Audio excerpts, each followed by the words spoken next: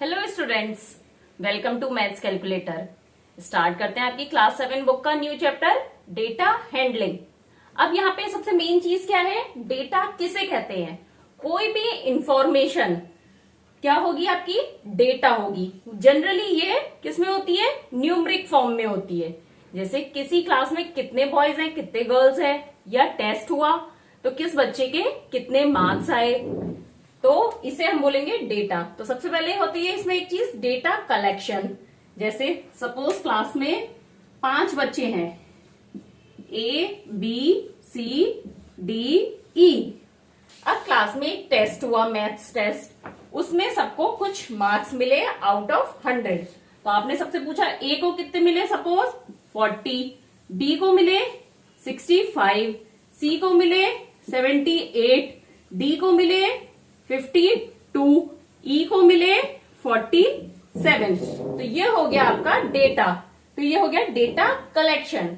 अब इससे अगर आपको कुछ भी पता करना हो इंफॉर्मेशन, तो एकदम इजी नहीं होगा इंफॉर्मेशन कलेक्ट करना इसको देख के। तो इसको इजी कि हमें कुछ भी पता करना है, सबसे ज्यादा मार्क्स किसके आए, सबसे कम मार्क्स किसके आए, तो एकदम से हमें पता नहीं चल रहा ना, हमें ढूंढना पड़ेगा। तो हम इसको एक ऑर्गेनाइज वे में लिखेंगे, तो उसे बोलते हैं ऑर्गेनाइजेशन ऑफ डेटा। ये जनरली हम कैसे करते हैं, असेंडिंग या डिसेंडिंग ऑर्डर में। सपोज यहां पे हम लेते हैं सबसे पहले असेंडिंग ऑर्डर में, तो सबसे छोटा नंबर कौन सा है, तो सबसे कम मार्क्स मिले हैं 40 मार्क्स किसको, ए को। उसके बाद 40 के बाद उससे ज्यादा मार्क्स किसके हैं, ई के 47। तो हमने लिस्ट में नेक्स्ट लिखा ई के 47 मार्क्स हैं। फिर उससे ज्यादा किसके हैं, डी के 52, डी के 52, फिर सी के 78 है और बी के 65 है। तो 52 से ज्यादा कौन सा है, 65 किसके, बी के 65, और लास्ट सी के हैं 78। तो देखिए ये वही डेटा है, बस हमने इसको लिखने का तरीका बदल लिया। तो इस टेबल को देखते ही आपको पता चल रहा है कि क्लास में सबसे ज्यादा नंबर किसको मिले हैं, सी को। सबसे कम नंबर किसको मिले हैं, ए को। सबसे हाईएस्ट मार्क्स क्या है, 78। लोएस्ट मार्क्स कितने हैं, 40।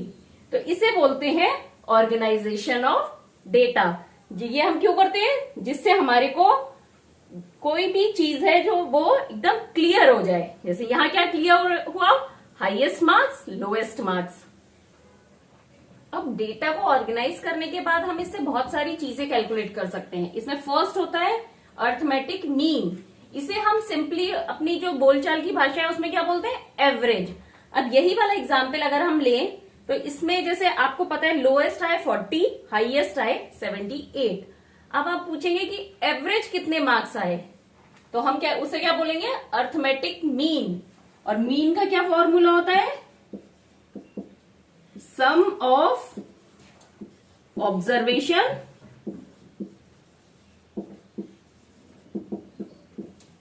मतलब जो ऑब्जर्वेशन हमने किया है, ऑब्जर्व करा है, उसका टोटल कर लेंगे, divided by number of observation, कितनी बार ऑब्जर्वेशन हुआ है, नंबर ऑफ ऑब्जर्वेशन।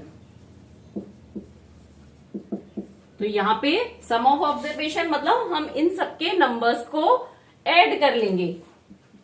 तो इसको ऐड किया हमने, 7 + 2 9, 9 + 5 14, 14 + 8 22 का 2 कैरी ओवर 2, 4 2 6, 4 10, 15, 21 28।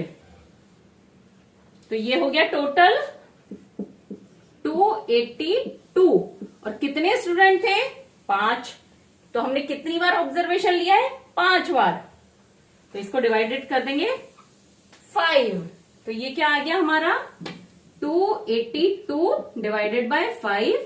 5 5 ज़ा 25, 3 2 5 6 ज़ा 32, पॉइंट लगा के 0 लगाया, 5 4 ज़ा 20।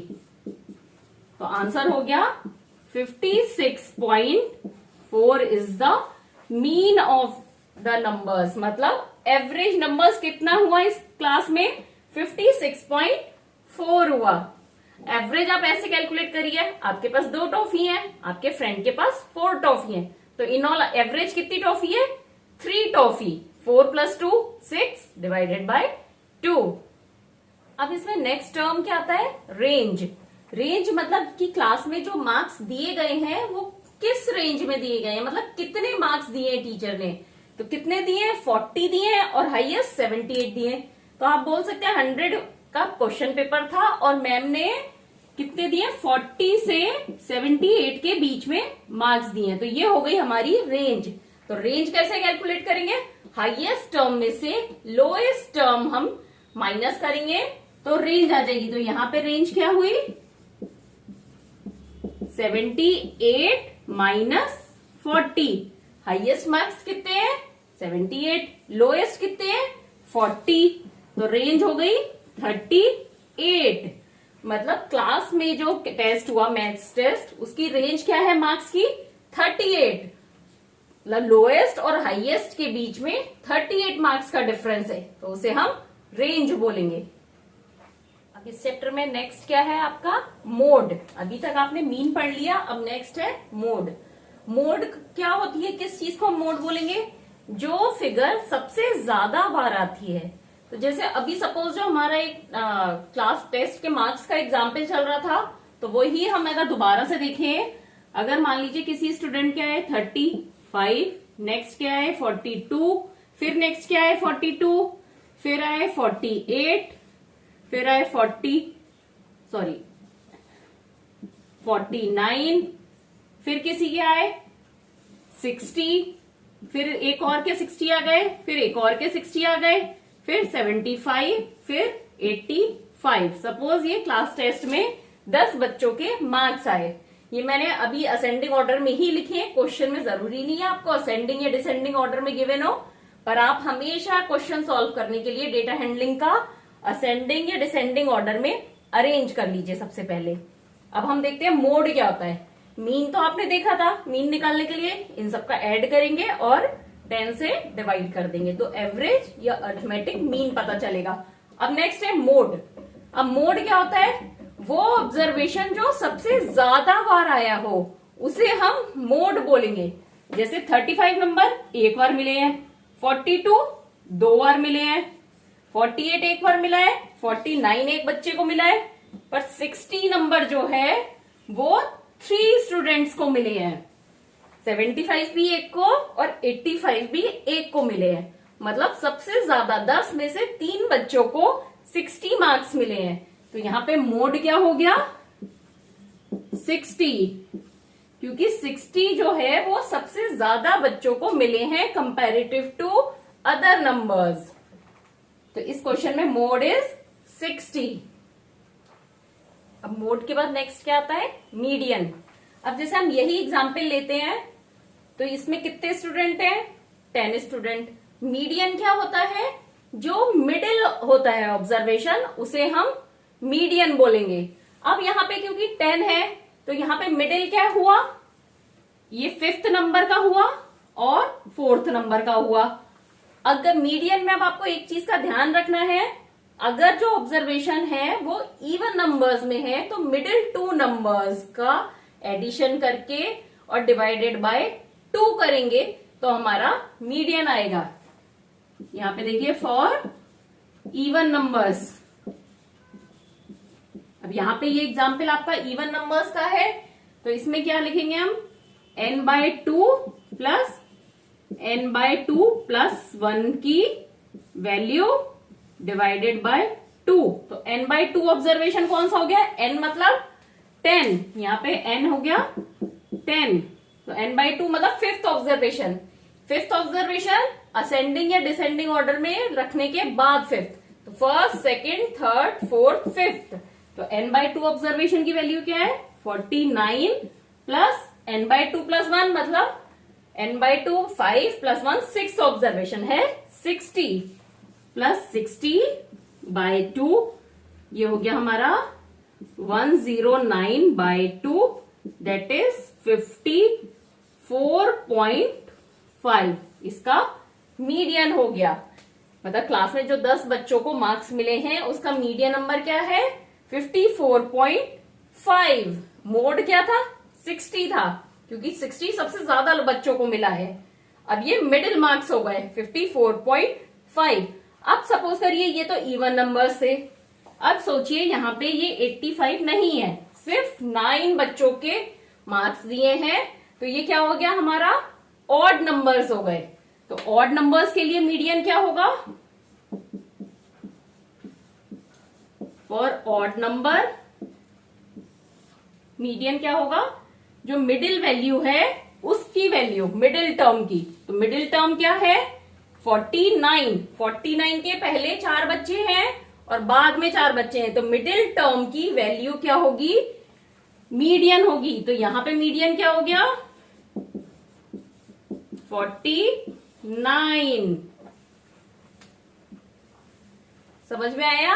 अगर इवन नंबर्स है तो दोनों जो मिडिल नंबर आएंगे उनको ऐड करके डिवाइडेड बाय 2 कर देंगे, और अगर ऑड नंबर है तो जो सेंटर का नंबर होगा वही हमारा मीडियन होगा। सेंटर मतलब जैसे यहाँ 9 बच्चे हैं तो 4 पहले ले लिए और 4 बाद में, बीच में क्या आया? 49। मतलब जिस बच्चे के 49 मार्क्स आए हैं वो ये बोल सकता है ना कि 4 बच्चों के मुझसे कम मार्क्स आए हैं और 4 बच्चों के मुझसे ज्यादा मार्क्स आए हैं।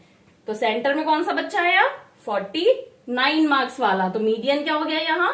49। अब जैसे अभी तक आपने देखा डेटा को आप एक टेबुलर फॉर्म में अरेंज कर रहे थे। अब एक तरीका होता है बार ग्राफ। बार मतलब लंबी लंबी लाइंस, बार। तो उसमें के फॉर्म में भी हम अरेंज कर सकते हैं। क्या होता है, अगर किसी चीज की पिक्चर बनी होती है तो हमें इजी वे में समझ में आता है वो। अब जैसे सपोज यहाँ पे दिया है ए के मार्क्स कितने आए? 45, बी के आए 30, सी के आए 58, डी के आए 75। तो अब हम इसको बार ग्राफ में बनाएंगे। इसमें क्या है, बार ग्राफ में आपको एक स्केल सेट करना पड़ेगा, क्योंकि अब 75 है इसमें हाईएस्ट, तो आप 75 सेंटीमीटर तक तो नहीं जा सकते ना। ज्यादा से ज्यादा आप कहां जाओगे? 7.5 सेंटीमीटर तक। तो यहाँ पे हम क्या स्केल बना लेंगे? 75 को कितना ले लेंगे? 7.5 centimetre. That means 1 centimetre equal to 10 marks. तो अगर 10 मार्क्स है किसी के तो हम 1 सेंटीमीटर बड़ा बार ग्राफ बनाएंगे। तो अब यहां हम सेंटीमीटर के मार्क लगा लेते हैं। 1 2 3 4 5 6 7 8 9। वैसे एग्जाम में क्या होगा, आपको ग्राफ कॉपी मिलेगी, उसमें ये निशान बने हुए होते हैं। 1 2 3 4 5 6 7 8 9। यहां पे क्या लिखे जा रहे हैं? हमारे मार्क्स, और नीचे स्टूडेंट्स। तो सबसे पहले है स्टूडेंट ए के कितने आए? 45 मार्क्स। तो अब आपको कितना बड़ा बार बनाना है? 45 के लिए 4.5 सेंटीमीटर। कैसे? 10 मार्क्स के लिए कितना ग्राफ बन रहा है? 1 सेंटीमीटर का। तो 45 के लिए कितना बनेगा? 1/10 इंटू 45, दैट इज 4.5। तो हमें 4.5 सेंटीमीटर का ग्राफ बनाना है ऊंचा। 4 और 5 के बीच में होगा 4.5। तो यहां पे ये ग्राफ बना 4.5 का। किसका? ए का। अब नेक्स्ट है बी। बी के कितने आए हैं? 30 मार्क्स। 30 मार्क्स, ये 30 की लाइन है, 3 सेंटीमीटर का बनेगा। तो ये हमने एक ब्लॉक ऐसे बना दिया, 30 सेंटीमीटर का होगा। ये कितने किसके मार्क्स है? बी के मार्क्स है। नेक्स्ट सी के हैं 58। दैट मीन्स कितना लंबा ग्राफ बनेगा? कितनी लंबी बार बनेगी? 5.8 सेंटीमीटर। 5 के बाद 6 से 2 पॉइंट्स पहले। ये आपकी ग्राफ कॉपी में इनके बीच में भी 10 पॉइंट्स बने होंगे, तो उससे आपको पता चल जाएगा 5.8 कहां तक हुआ। तो ये हो गए सी के मार्क्स। नेक्स्ट है डी के 75, मतलब 7.5 का बार का ऊंचा बार बनेगा। ये हो गए डी के मार्क्स। तो ये जो हमारे स्टूडेंट की टेबल थी मार्क्स ऑब्टेन की, इसको हमने बार ग्राफ की फॉर्म में शो कर दिया। अब इससे क्या फायदा हुआ?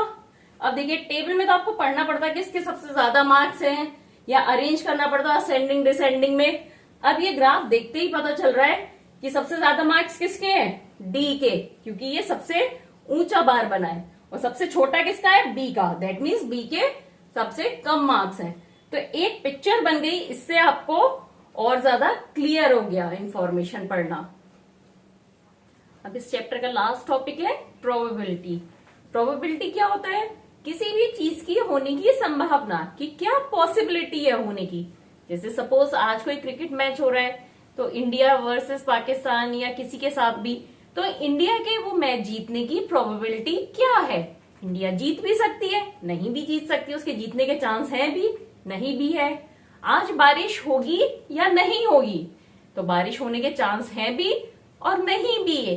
तो क्या पॉसिबिलिटी है, उसे हम बोलते हैं प्रोबेबिलिटी किसी काम को होने की। जैसे सपोज हम इसको दो एग्जाम्पल से समझते हैं, एक डाइस के और एक कॉइन के। सबसे पहले हम लेते हैं कॉइन। अब कॉइन को अगर आप टॉस करते हैं तो क्या आएगा? या तो उसमें हेड आएगा या टेल आएगा। अब आपको टॉस करते समय नहीं पता कि हेड्स आएगा या टेल्स आएगा। ऐसे ही अगर आप डाई को रोल करते हैं तो क्या नंबर आएगा? 1, 2, 3, 4, 5 या 6, क्योंकि उस डाइस की 6 साइड्स होती हैं, तो इन्हीं में से कोई नंबर आएगा। तो प्रोबेबिलिटी क्या हुई किसी काम की, वो हमारे एक फॉर्मूले से समझते हैं। Probability equal to number of favourable outcome, मतलब जो चीज हम चाह रहे हैं होना, upon total number of outcome.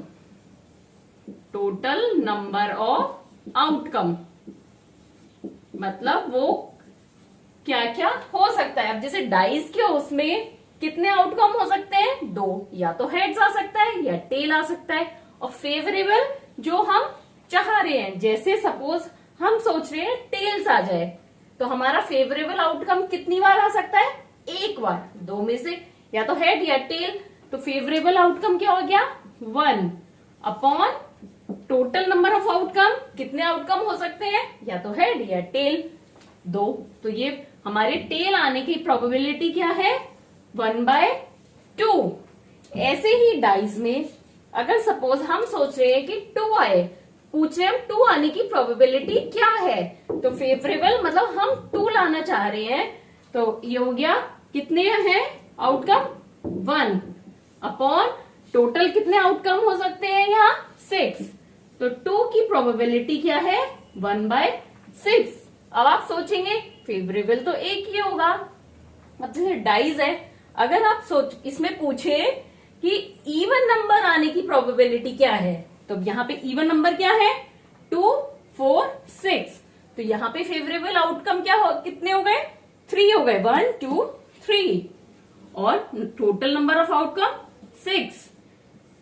तो इवन नंबर आने की प्रोबेबिलिटी हो गई 3/6, या इसको इजी कर लिया तो 1/2 हो गई इवन नंबर आने की प्रोबेबिलिटी। तो फेवरेबल जो हम चाह रहे हैं। अब जैसे इसमें डाइज में ये भी हो सकता है कि 2 और लेस देन 2, तो 2 और लेस देन 2 में कितने फेवरेबल आउटकम है? 2 और लेस देन 2 यानी 1। तो टोटल फेवरेबल आउटकम हुए 2 और नंबर ऑफ टोटल आउटकम 6। तो 2 और लेस देन 2 नंबर आने की प्रोबेबिलिटी हुई 1/3। तो इस तरह से हम किसी भी क्वेश्चन में प्रोबेबिलिटी फाइंड आउट कर सकते हैं। तो अगर आपने ये सारे टॉपिक ध्यान से कर लिए हैं तो आपके लिए क्वेश्चन सारे बहुत इजी हो जाएंगे, क्योंकि इस पूरे चैप्टर में इन्हीं टॉपिक से रिलेटेड क्वेश्चंस है। अगर आपको कुछ भी डाउट है तो आप मुझसे क्लियर कर सकते हैं, और अब हम आगे इसकी एक्सरसाइज करेंगे।